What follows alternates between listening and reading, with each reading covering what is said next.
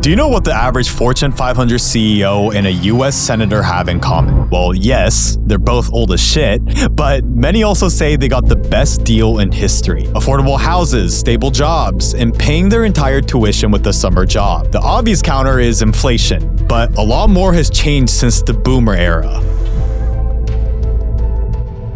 In fact, here's what nobody talks about. Boomers' wealth didn't just retire, it's still calling the shots in your everyday life, from controlling real estate like the cartel to lobbying against any sort of meaningful change. Some economists have even argued that boomers essentially pulled up the ladder after they climbed it. But even with all that said, did the boomers breach this social contract between generations?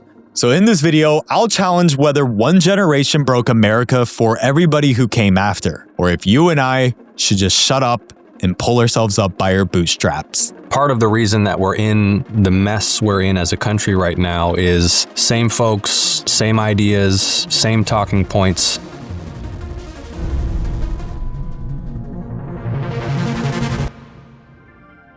So I think it's pretty clear to everyone that each generation has its challenges, but what's become a lot more clear to me is that there's a growing disconnect. While boomers are telling millennials to stop buying avocado toast so they can afford a house, Gen Z also thinks that boomers' lives were just sunshine and rainbows. In fact, the clear sign of this divide is how 70% of millennials today say that they're pro-socialist. So to find out why, let's take a nostalgia ride for a few minutes just to see how life really was like for both across education, work, and retirement. And by the end of this nostalgia train, you'll see exactly the type of upper hand boomers had, which never really gets mentioned. And let's start by imagining that I was born in 1947 in sunny California. My family just got out of the internment camp, so my home was taken over and my family's dry cleaning store is vandalized with words that I can't really repeat on YouTube. So yeah, instead, let's take a look at boomer life through Tucker Smith here from Ohio.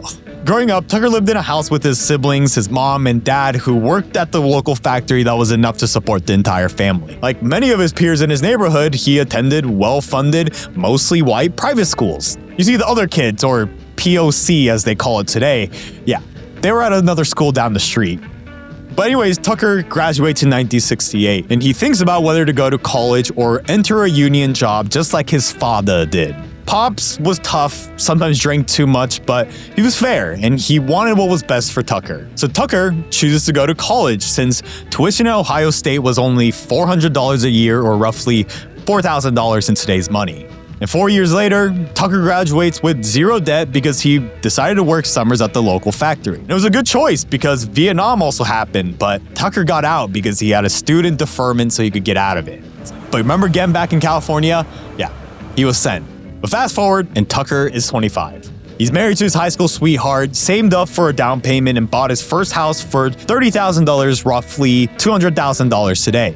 And he just got a promotion at his advertising firm, so his mortgage payment is less than 25% of his monthly income. So life was looking pretty good. The plan for the next 30 years was 2.5 kids and move up the ranks so he can ride off in the sunset with his guaranteed pension. But now, let's switch gears and fast forward a few generations to 2025. We have Skylar here, born in 2007. He just graduated from his private high school that his parents sent him since the nearby public school lacked funding and was, too ghetto. But Skylar didn't want to go to college. That meant graduating with $38,000 in debt just so Skylar could maximize shareholder value to Banamazon, who just opened up a big corporate office in Ohio due to tax breaks. Skylar had bigger dreams than what his parents did, slaving away 60 hours a week as middle managers. To Skylar, corporate jobs were cringe. So instead, he tells his parents he's foregoing college and instead wants to work for himself. Inspired by a desire to leave the Matrix, Skylar starts his real job of posting content on social media and starts making AI-generated content to push traffic to his Goon coin. That's so going to the moon, bro. His goal is to one day make enough money to rent a penthouse in Miami, and now's the time to do it because World War III is coming. Meanwhile, let's switch back to Tucker. And after grinding for years, he's now a big shot executive at his advertising firm. But a lot has changed since then. After years in the corporate grind, Tucker was starting to become disenchanted with the state of advertising, so he finally decides to retire.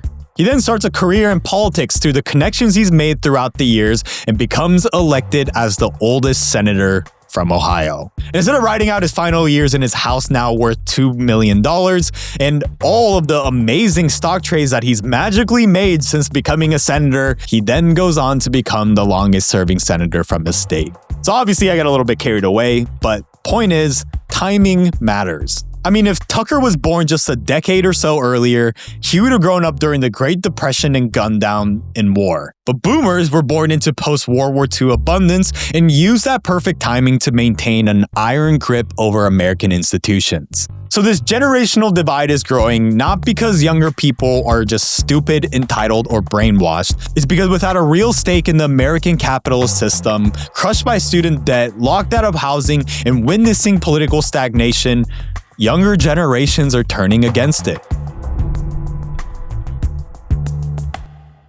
So now the question becomes, will this eventual handover from boomers to younger generations really lead to a healthier society or break it completely? And the best way to answer that is by looking at it through a spectrum. No, not the spectrum that you could debate Skylar is on, but a spectrum to understand how boomers gain their power and why they refuse to let it go. And since wealth and political power go hand in hand, we'll start with how boomers built their wealth, then see how they weaponized it politically. Because here's what I want to find out. Was it much easier for boomers to get rich, or are we just making excuses? And the best place to start is with education, because we all know by this point how expensive college has become and how it's also becoming worthless.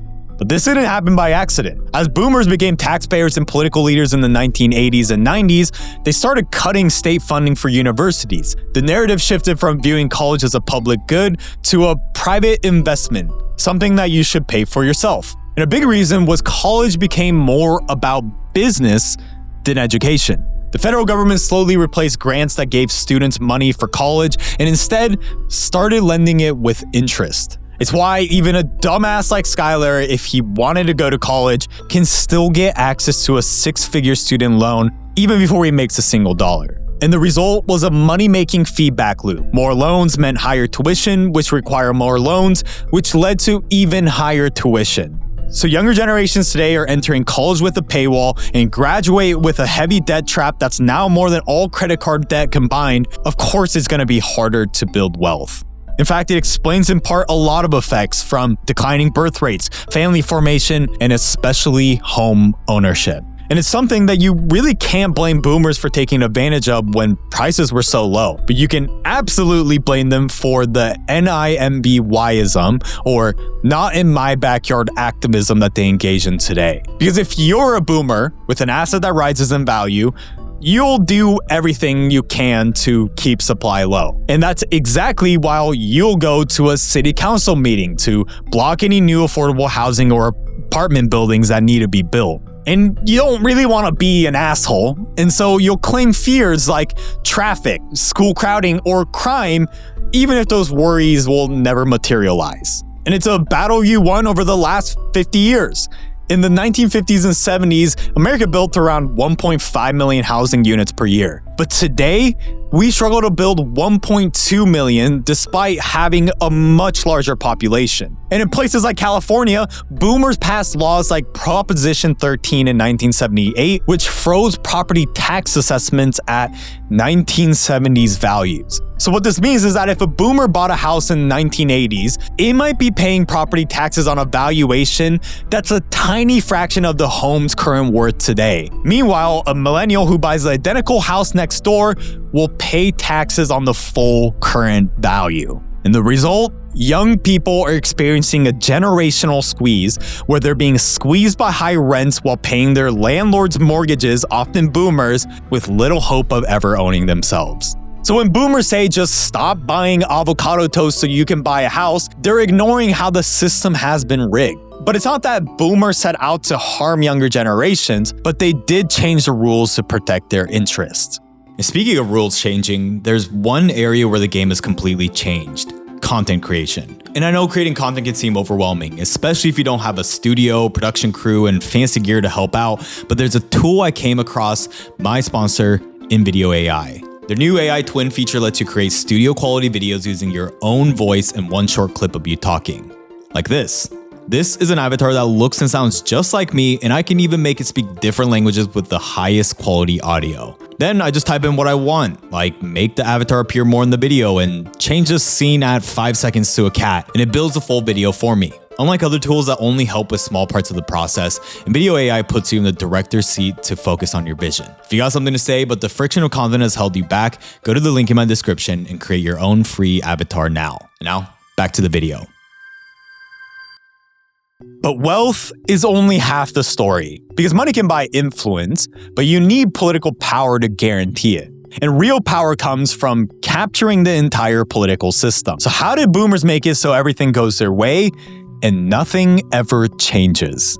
Because you may not know this, but boomers have built one of the most powerful lobbying machines in American history, and they represent boomers. Take AARP, the American Association of Retired Persons. With 38 million members, it's one of the most powerful lobbying groups in America, where at its peak, they were spending $400 million per year to influence everything from taxes to healthcare. Compare that to any youth advocacy groups, and their budget is peanuts. So boomers have a lot of lobbying behind them, but if we're gonna be fair, a big reason why they get what they want is because they vote. In the 2020 election, 74% of citizens over 65 voted, compared to only 57% of people aged 18 to 34. And politicians obviously know this. It's why billions are spent on TV ads during news programs. It's why a pro-Trump super PAC spent millions to fake Medicare cancellation notice mailers designed to look like official government documents claiming Biden was canceling Medicaid to get them to vote. It's why you'll see politicians continually rage-baiting senior citizens to vote, but never to the point of politically unaliving themselves by proposing something like cutting Medicare and Social Security to fund student loan forgiveness. So that's how politicians cater to boomers, but it's also how boomer politicians act in a similar way for their own self-interest.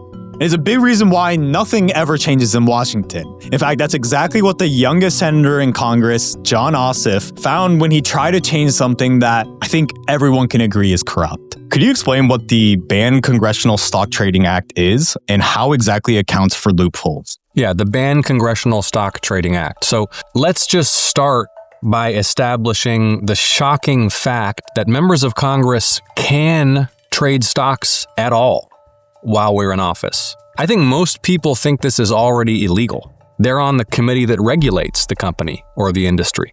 So it is an invitation to corruption. It's a huge conflict of interest. And that's why I've introduced legislation that would ban it. And guess what ended up happening to that bill? The bill was buried in committee by older lawmakers like Nancy Pelosi, who profited off of those very trades. So even though we're still a democracy, it tilts towards the old. Younger leaders like Ossoff can create momentum, but older lawmakers control whether change actually happens. This creates a vicious cycle where younger people feel ignored, so they disengage, which reduces their influence even more. But this political control isn't even the end goal. It's actually just one part of a much bigger system. Because what I've shown you isn't really a spectrum from wealth to power. What I'm realizing is that it's actually more like a full circle. A circle where political power creates wealth and wealth creates political power. And this revolving door or circle is exactly what people mean when they say that boomers are breaking America. So how does this circle keep spinning? Because remember how our old friend Tucker left his executive position to join politics? Well, the fact is it happens the other way around too. I do think you see a lot of members of Congress retire and then immediately go into lobbying, or retire and then immediately go take a job at a company that they used to regulate. Right, where they already had cozy relationships with the executives and the lobbyists. And it makes you wonder whether there was some kind of understanding or some kind of explicit offer that was made while they were in office. In fact, it's so common that between 1972 and 2014, a Harvard study found that 45% of senators joined at least one corporate board. And you don't even have to leave politics to join one. In fact, it's completely legal to be a sitting member of Congress and also sit on a corporate board. How insane is that? But the real concern is, how would this not influence legislation? Especially when lawmakers approaching retirement know that friendly relationships with the industry will pay off later. Say you're a senior lawmaker on a banking committee eyeing a future board seat at Goldman Sachs. Of course you're going to go easy on Wall Street. I mean, take Republican Eric Cantor, who lost re-election in 2014 and within months landed a vice chairman post at an investment bank that paid him $2 million in his first year. There's countless examples on both sides, but how is this revolving door allowed? Well, it's the exact same reason Senator John Ossoff's attempt to ban congressional stock trading was buried. Change like this is asking boomers to vote against their self-interest. There's a big generational divide in American politics, and I'm not just the youngest senator. The average senator is something like 70 years old. And I think we need more young representation in both parties, frankly, because part of the reason that we're in the mess we're in as a country right now is same folks, same ideas, same talking points. And to be fair, it's not just boomers. Change only happens when the political cost of doing nothing exceeds the cost of self-sacrifice. So the most important question becomes, will our generation rebuild what boomers broke, or will we repeat the same mistakes? The truth is, every generation thinks that they're different, but we all follow the same cycle. You might forget, but boomers were once the hippies and idealists fighting the system. And before they knew it, they became the system. So there's a good chance that we'll be the exact same, but here's why I think that we might be different. I think that we're the first generation to see the playbook in real time. We've seen the ladder get pulled on every institution. We've seen the banks rig the 2008 collapse, the governments with the pandemic, and endless protests that made every American hate one another. It's made us deeply cynical and distrusting, but what can we do? The American dream is different now. Back then, boomers could afford a good life by being average. That's not possible anymore. But at the same time, with access to unlimited information and opportunities that boomers could never dream of, it's made the competition higher and global, but the upside has never been greater. So what can you do? I think 3 things. First, understand that problems are perspective. We could have been born during the Great Depression and drafted in World War II, you know? 2, understand that the handover to younger generations will happen. Father time is undefeated. And so maybe instead of vandalizing property in the name of equality, we can also learn a thing or two from the boomers. And third, the good news is that you're already doing it. If you're watching this video, you already have an advantage over 99.99% of people who ever lived. Because when you actually learn how money and power work, you'll know that inaction is the most dangerous position of them all. And in fact, next week, I'll be writing an article to go even deeper into whether boomers broke America in our free email newsletter in the video description. But if you're wondering whether younger generations are on the verge of another 2008 level economic collapse, go and watch our video on how private equity broke America to learn how money and power works.